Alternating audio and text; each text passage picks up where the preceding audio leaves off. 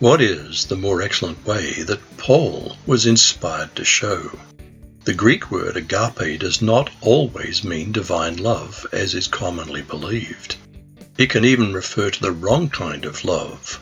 Men love darkness, the praise of men more than God, or this world. 3 cases where the word agape was not godly love.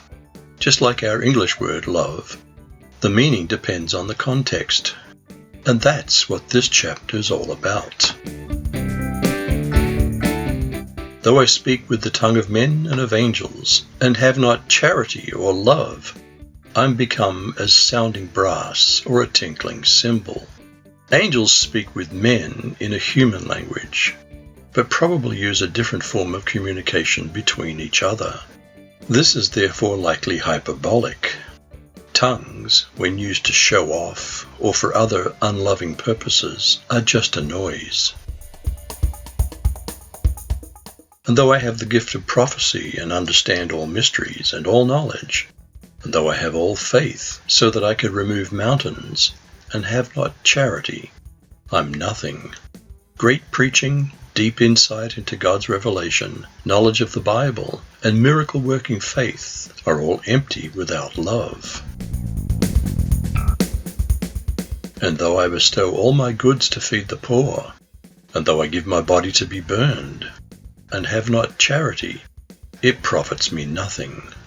Giving with unloving motives and loveless martyrdom are both worthless. Charity suffers long and is kind. Charity doesn't envy. Charity doesn't vaunt itself, is not puffed up. Long-suffering is a great description of patience. Kindness is always called for. Charity is love in action. Envy is the opposite of love. Instead of self-promotion, love would call us to promote others. Doesn't behave itself unseemly, seeks not her own, is not easily provoked, thinks no evil.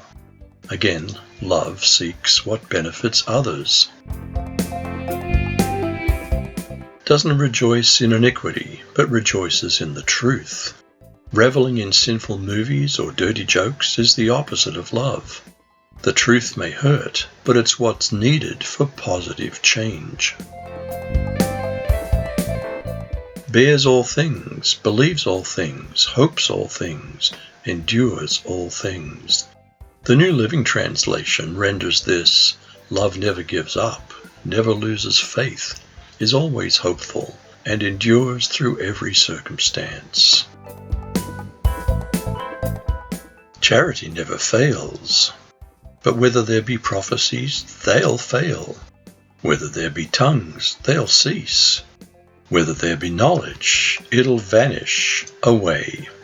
Prophecies, languages, and knowledge will pass their use-by date, but love will not. For we know in part, and we prophesy in part. None of us has all the knowledge, not even about the future. But when that which is perfect is come, then that which is in part shall be done away. Knowledge of past generations fades, and will pale into insignificance when the perfect world comes. When I was a child, I spoke as a child. I understood as a child. I thought as a child.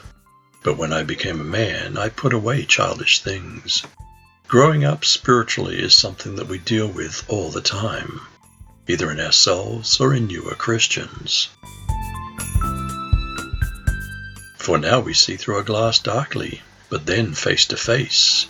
Now I know in part, but then shall I know even as I'm also known. Not much detail is given about the good eternity that we commonly call heaven. We do know that, in contrast to what's said about hell, it'll be wonderful. And now abides faith, hope, charity, these 3.